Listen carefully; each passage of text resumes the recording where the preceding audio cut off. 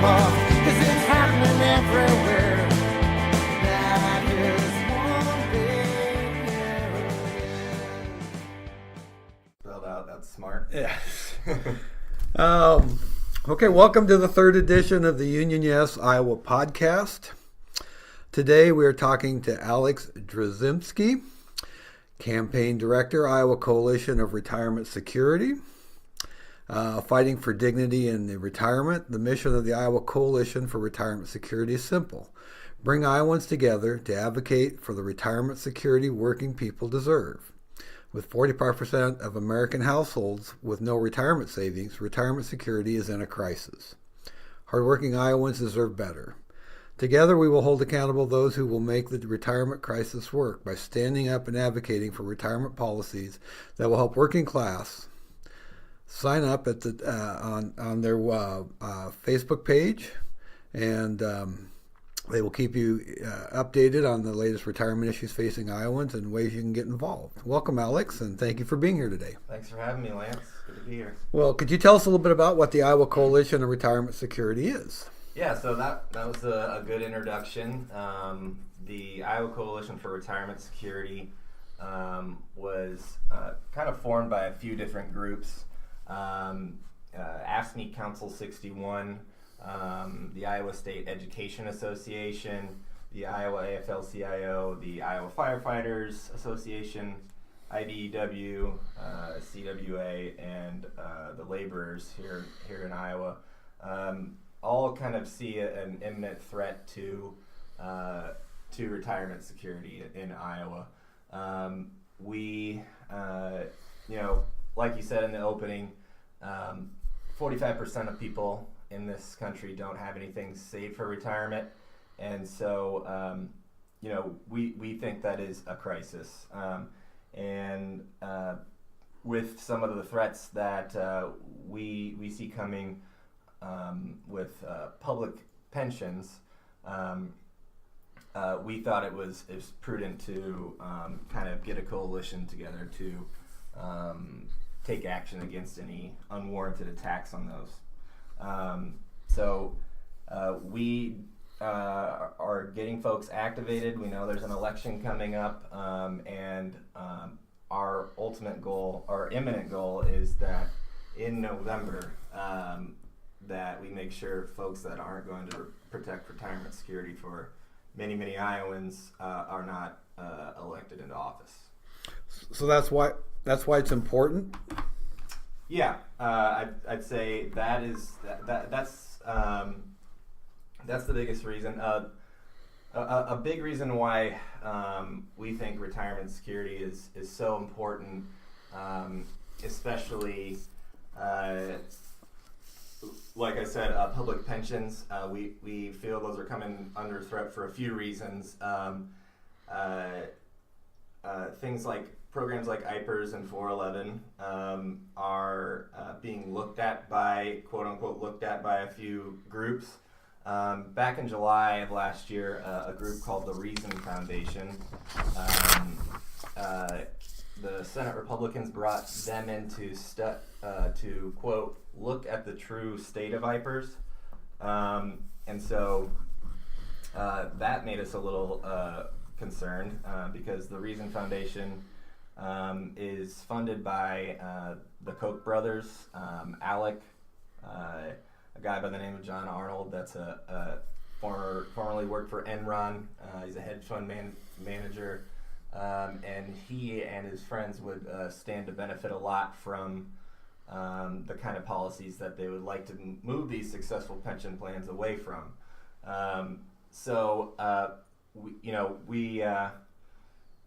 We listened to them. They didn't have real great advice. We aren't under any illusions. We are pretty sure that they're here to change the defined benefit plans that we had into more 401k defined contribution plans that we see not working out for so many folks. Back to why it's so important. It's not just that we want to make sure that folks have a secure retirement, although that is incredibly important, especially today in today's world. But programs like IPERS and 411, IPERS specifically, that's the public retirement system for many of our public employees in Iowa. State, city, county, teachers. 350,000 members on IPERS. IPERS itself paid out $2 billion in the last fiscal year to the state of Iowa. $1.7 billion of that stayed in the state of Iowa and was spent in the state of Iowa. So that money is going to our local businesses, our mom and pop shops, our local cafes, movie theaters. It's that's normally spent within the local communities. And so we think IPERS provides not only a good, secure retirement for folks, but it benefits the community as a whole in that it is a big boost to businesses in these communities. So you're saying that, what kind of impact would just the loss of an IPERS, or maybe even just a reduced annuity to these people in IPERS, what kind of impact would that have on the community? Yeah, a really big one. Like I said, IPERS is really a key industry in this state. So, at the statewide level, you think of a $1.7 billion being spent from IPERS benefits. I don't know of any other industry that pumps that much into our economy. So it's really a vital economic driver. But at the individual level, someone who receives IPERS benefits, which the average benefit of an IPERS member is $16,000 a year. So it's a modest retirement. They're usually coupled with other retirement systems that on their own that they use to supplement that. But under just $16,000, that goes to those local businesses, like I was talking about. So if they're to receive a reduction in those benefits, that results in their weekly family trip to their local diner that they like to go to after church. They're gonna have to cut that out, or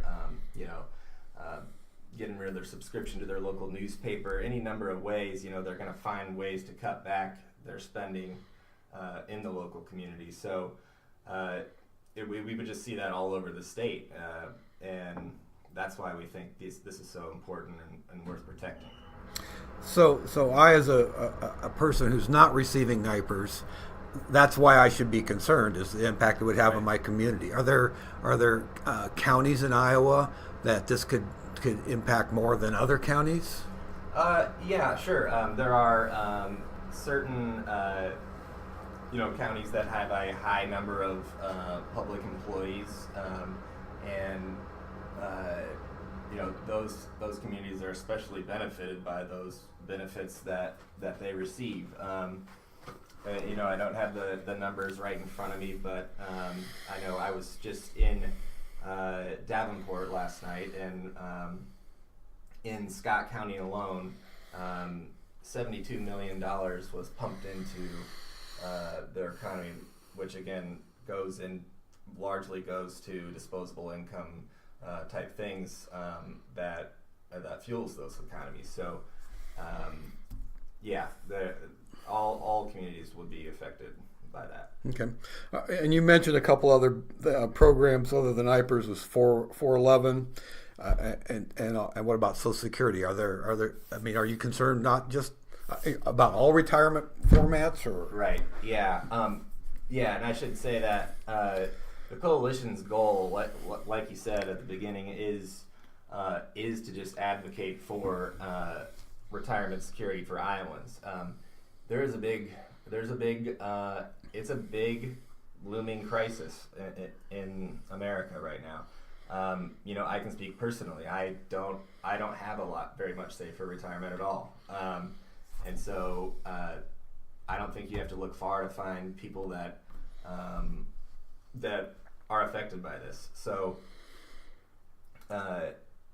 it's incredibly important. I'm trying to think of your original question. I gotta think about where it was that here. About other 411 Social Security. Oh, right, yeah. So, it's not just IPERS. The 411 is the other public retirement system that we think could be affected by any kind of legislation from the state legislature. That's also our public employees. It's for about 8,000 folks that are in some of our bigger cities around the state that are firefighters and policemen. That's a system that's also very crucial. It pumps in, I think, 156 million to our state economy, and so also incredibly important. They do very difficult work, dangerous work, and so we want to make sure that those folks have a secure retirement as well. Social Security, obviously, that is something everyone's always worried about, and signs aren't encouraging from a lot of our elected officials in Congress. That's not our imminent fight with the Iowa Coalition for Retirement Security, but we are always partnering with other organizations with whom we can share resources, and we all have the same goal in mind, which is to secure retirement for folks. And so Social Security, 411, we know 401ks don't seem to be the answer. They're not. Recently, the inventor of the 401k wrote an op-ed saying he never intended it for this system to be the main system that most people are dependent on, and if he could go back and do it, he would not do it like this. And so if the inventor of it is saying that, then clearly you need to look at some alternatives. And I think programs like IPERS and 411 that are successful, they're well funded, great investment returns, those are good options for those folks that are struggling with retirement. Are there currently any bills that we need to be concerned about? Currently, not really. There was Senate File 45, which did exactly what we think would be some kind of change that they would probably make to IPERS or 411. It would take the defined benefit plan that IPERS recipients now are under, which tells them how much they would make with a pension, and turn that into a 401k style defined contribution plan for any new hires. The reasons we hear from that are so we can make sure that all of our public employees will have a secure retirement, that it's all funded down the line. But it's really ironic because IPERS did an actuarial study on that, and what they found was it would increase the unfunded liability, leaving taxpayers on the hook for probably an extra $14 to $20 billion.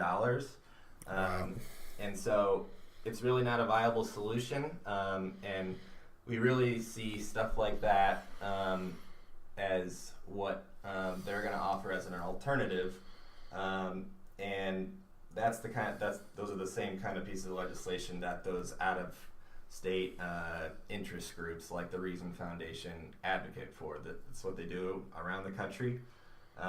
They've done it in multiple other states, and we see the beginnings of the playbook happening here, and we need to make sure that we are active at the grassroots level with almost 400,000 people dependent on these public retirement systems.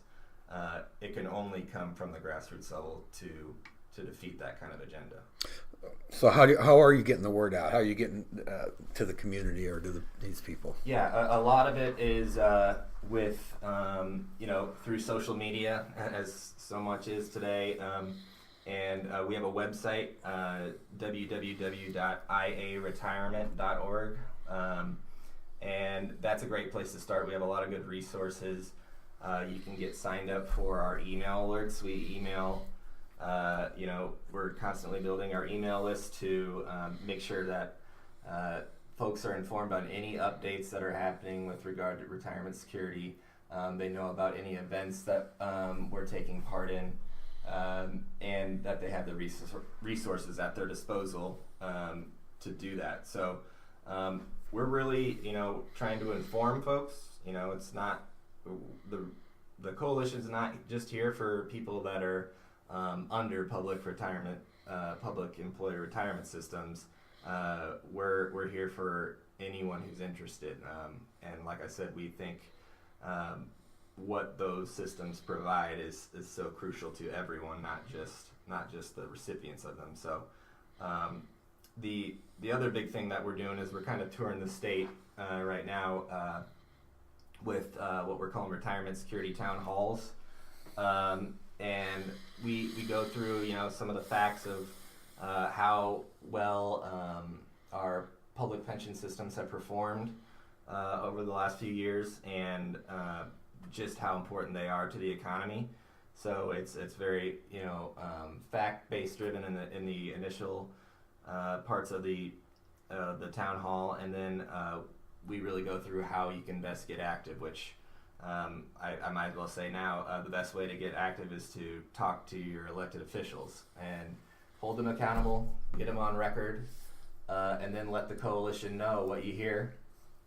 And if we find out that that person is not going to protect the retirement security of hundreds of thousands of people, then the next thing is they can't be in office anymore. So we need to find some people that will fight for retirement security.